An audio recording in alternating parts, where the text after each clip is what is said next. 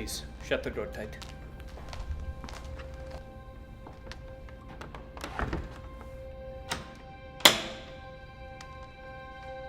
Do you prefer coffee or tea? Coffee is fine, thank you.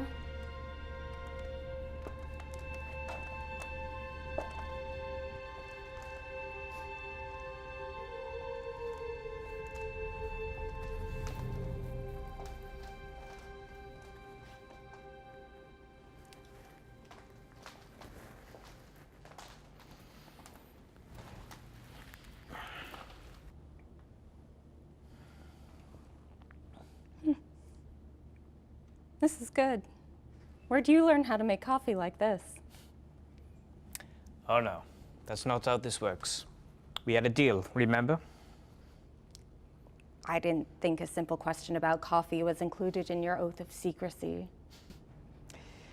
Even the simplest questions can have the most impactful answers. Who said that? Confucius?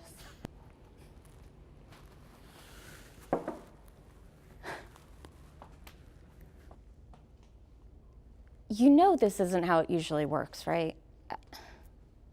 I'm a renowned writer. I have 2 Pulitzers. People don't come to me, I go to them, and people certainly don't make me audition to interview them. Then why are you here?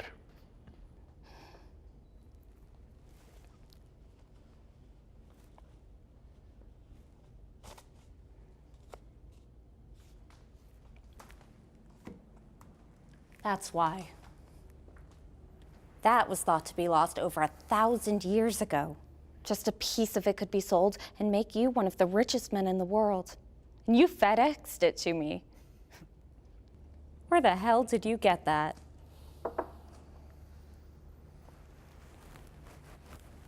That sounds a lot like a question. I don't think you've earned one of those yet.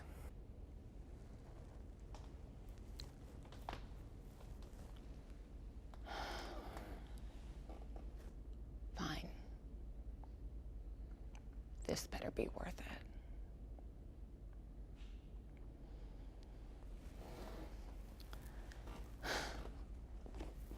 God. You know, I can't remember the last time that I had to do an interview using one of these. What do you have against me using my computer again? I have an interesting relationship with technology. Mostly that I don't like it, which is fine because it doesn't seem to care for me much either. Well, all right then. Can I ask another question? Considering that was a question right there, I don't suppose I can stop you. However, you can ask as many questions as you like. They just want to receive answers. Great. How am I supposed to interview you if I can't ask any questions? What am I supposed to be doing? Why bother bringing me all the way out here? Well, first of all, that was 3 questions right there. But I suppose I can grant you those questions.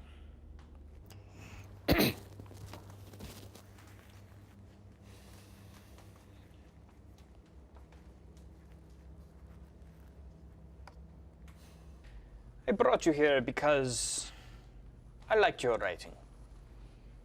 It reminded me of the good old days where smart people had ideas to share and weren't just writing to please the masses. It holds weight, it speaks the truth. Wow. I'm honored.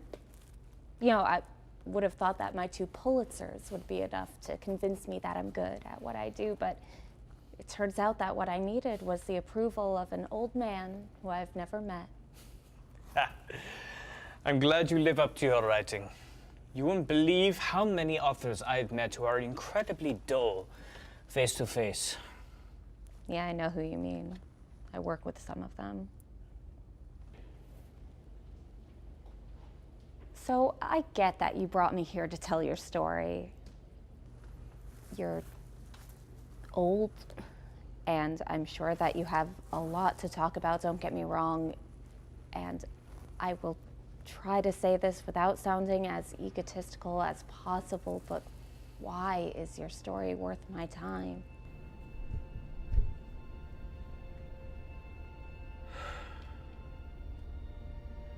You are not wrong about my being old. Certainly been around the world once or twice. And I'm much older than I look. Well, you look pretty old. Old, not deaf. And my story is worth your time. That I can promise you. But that is not the question that needs answering. Well, I'm gonna have to disagree with you.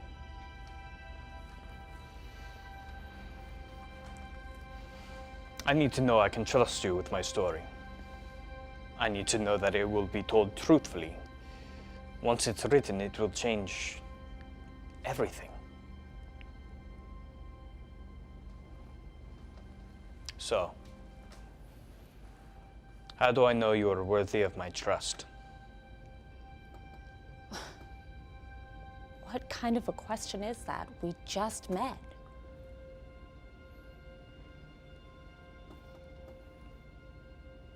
You know what? Who am I kidding?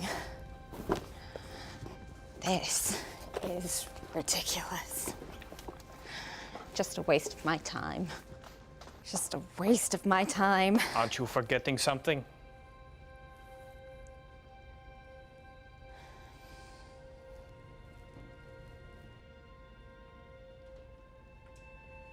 You can't. It's impossible. There's no way to convince you to trust me. There's no magical thing I can say. You just have to take it on faith. Which I'm guessing is something that you're used to. My name is Augustus Caedicius Viride. I was born in Rome, the original Rome. I knew Julius Caesar. I watched as my empire fell. I survived the Dark Ages. I took part in the Renaissance. I watched as the New World was discovered.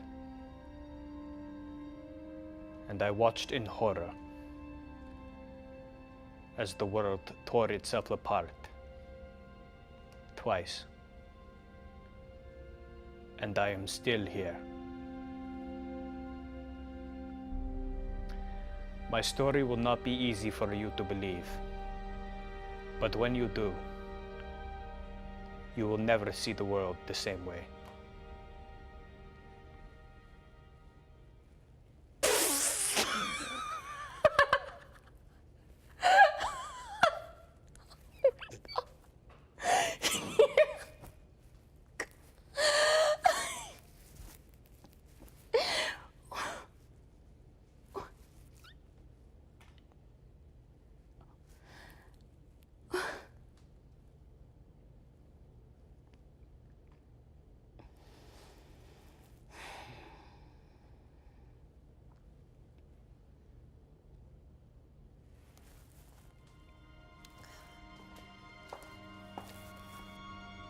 Shall we begin?